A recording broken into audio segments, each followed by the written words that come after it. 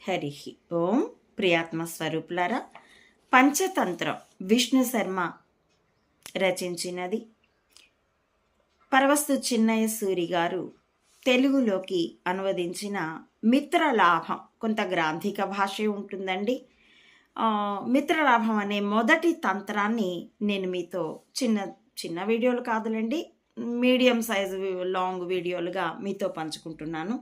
క్రిందటి వీడియోలో కపోతముల రాజు, పావురాల రాజు చిత్రగ్రీవుడు హిరణ్యకుడు అనే ఎలుకతో వలలో చిక్కుకున్నాం, ముందు నీ బంధాలు తొలగిస్తాను అంటే, లేదు వీళ్ళంతా నా ఆశ్రితులు, నన్ను కొలుస్తూ ఉన్నారు కాబట్టి ప్రజల రక్షణ తర్వాతే, అనుచరుల రక్షణ తర్వాతే నాయకుడిది, కాబట్టి ముందు నీ బలం ఉన్నంత వరకు వాళ్ళ వలల కొరకు, తర్వాత నాకు విడిపిద్దు కానీ అని అంటే, హిరణ్యకుడు అది విని సంతోషపడి పులకితుడై స్నేహితుడి యొక్క మంచి మాటలకు, ఆ నాయకత్వ లక్షణాలకి, ఆ ఉదాత్త వ్యక్తిత్వానికి ఎంతో సంతోషపడి పులకితుడై, అంటే ఇప్పటి భాషలో చెప్పాలంటే గూస్ బంప్స్ అనమాట, రోమాంచితుడై ఇట్లనే ఈ విధంగా అన్నాడు. చెలికాడా మేలు మేలు, నీ ఆశ్రిత వాత్సల్యము కొనియాడ నేనే పాటివాడను, ఈ గుణముచే త్రిలోకాధిపత్యమునకు తగి ఉన్నాడవు అని పలికి అన్నిటి బంధములు తెగగొరికి వానినన్నింటినీ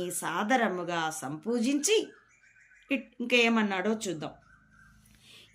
ఆ మాటకు ఈ మూషిక హిరణ్యకుడు అన్నాడు, ఎంతో సంతోషపడి, చెలికాడా, స్నేహితుడా, ఫ్రెండ్ అని ఇప్పుడు అంటుంటారు కదా, అలా మేలు మేలు, ఎంతో మేలు, చాలా సంతోషంతో నీ ఆశ్రిత వాత్సల్యం, నిన్ను ఆశ్రయించిన వాళ్ళ పట్ల నీకున్న ప్రేమని పొగడటానికి నేనే పాటివాడను. స్నేహితుడి పట్ల మనసులో ఏది మాట్లాడుతున్నా వాడిని నేను డామినేట్ చేయాలి, వాడి గొప్ప ఏంటి, వాడు గొప్ప నేను గొప్ప అని బేరీజులు వేసుకునే ఇప్పటి కపట నేస్తం కాదది.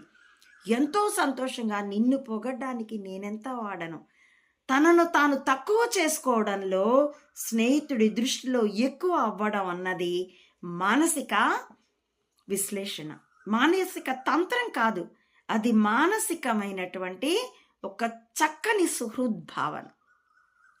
అలానే ఈ గుణంతో నువ్వు త్రిలోకాధిపత్యానికి తగి ఉన్నాడు, కేవలం పావురాల రాజువు కాదు, ఈ గుణం చేత నువ్వు 3 లోకాలకి ముల్లోకాలకి రాజు కాదగినంతటి గొప్ప వ్యక్తిత్వం ఉన్నవాడు అని పలికి అన్నింటి బంధములు తెగ గొరికి.